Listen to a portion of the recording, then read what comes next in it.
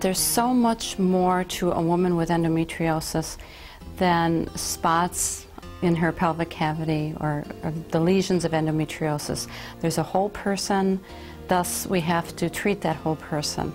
My doctor's prediction is that I will never be without this disease. I'm going to have to go probably every 5 to 6 years in and have another laparoscopic surgery. It doesn't get better or it doesn't get worse. It's just really, really bad. And that's because of my adhesions laying on my nerves from all the damage from the surgeries I've had. It's caused that pain. I went through so many laparoscopies, and when I finally saw this last specialist, I had already gone through 8 laparoscopies, and he had told me I should have never gone through that many. That the scar tissues that have developed because of all those labs probably made things worse as far as symptoms-wise, pain-wise. Some of the information we get from our data registry shows that some women have had surgeries sometimes once a year or more. And a lot of the times, once they're past the 3rd or 4th surgery, they're no longer having surgery for endometriosis, but rather the adhesions or the scar tissue forming from the surgery.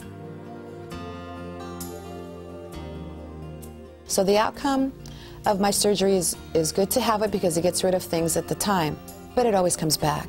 Since that last surgery, I've been doing well. I mean, I've had the symptoms nowhere near as severe. I opened my eyes in the recovery room and I knew instantly, I'm like, that pain is gone. Some women, you know, they go to doctors and right away they want to give them a hysterectomy. But that's not even a cure. You know, a lot of women have had hysterectomies and the endo still comes back.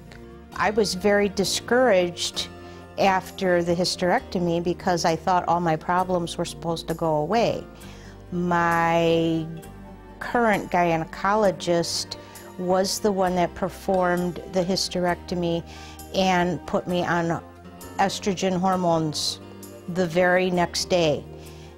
I later found out that estrogen causes the endometriosis cells to grow. Estrogen does this amazing thing that makes you a girl, and without it, it's such a horrible feeling. It's just a horrible feeling. So after about a year, I decided I had to be on something, and I went to a doctor and I got on hormone therapy, and I had the first injection, and probably the following day by like noon, my vision had cleared up. All of a sudden, things weren't looking so bleak. I was like, wow, this is a huge deal to have in your body that makes you normal. I feel like finally at 39, I finally got my life back. My endo had occurred again, so I tried Lupron to kind of suppress it. I was on that for 6 months and did great on it, you know, afterward, but after it wore off, my pain came back again. Lupron without any add back is what I call sudden death-defying menopause without a parachute. So sort of suddenly going into menopause. So severe hot flashes, depression. I think I cried almost every day. I cried lots of times going to sleep. Initially the Lupron actually made me feel a lot worse, and it took about a month to a month and a half before those symptoms actually started to improve. Right now I'm taking a birth control pill called Seasonal, and you only get your periods 4 months out of the year, and that's really helped a lot. There's a host of data out there looking at the quality of life, and this is in chronic disease in general, on how alternative therapies like acupuncture, massage therapy, we're just getting into more of the physical therapy, dealing with pelvic pain issues, and these are all things that are showing up in the data. Endometriosis is so individualized, not only to that woman or girl, but over the lifespan of the disease, which unfortunately can be very long. that we really have to have quite an armamentarium of treatments. You have to use a lot of different tools. You can't just say, I got a hammer, so this is going to be a nail. You really have to be able to draw on a lot of maybe other specialties even, complementary medicine or integrative medicine, because perhaps your surgery will do a great job, at least for a while, but you can maybe lengthen the good benefit of that surgery with something even such as traditional Chinese medicine, which is now being studied by the NIH actually for endometriosis. The whole panoply of options really need to be available.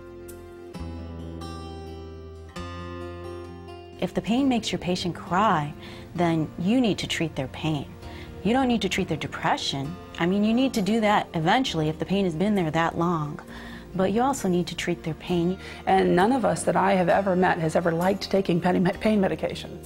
It, doesn't make you feel good. It just makes the pain go away.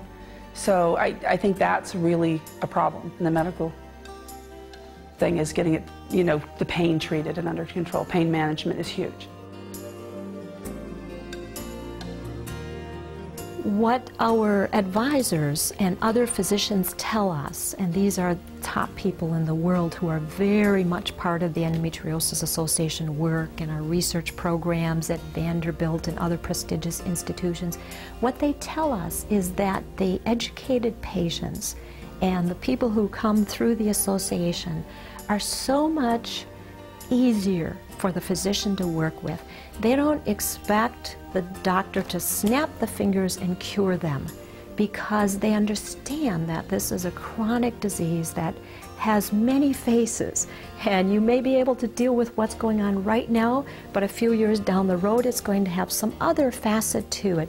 And because the patient understands that and is almost a partner with you as the physician, it becomes the two of you plus their family against the disease instead of this big burden on the physician. In some cases, women may not feel as comfortable talking to a physician as they would the Endometriosis Association. They may not feel comfortable talking about pain with sex. They may have just lost their jobs because of the excruciating pain that they've been in. We're here to just help guide them, give them resources.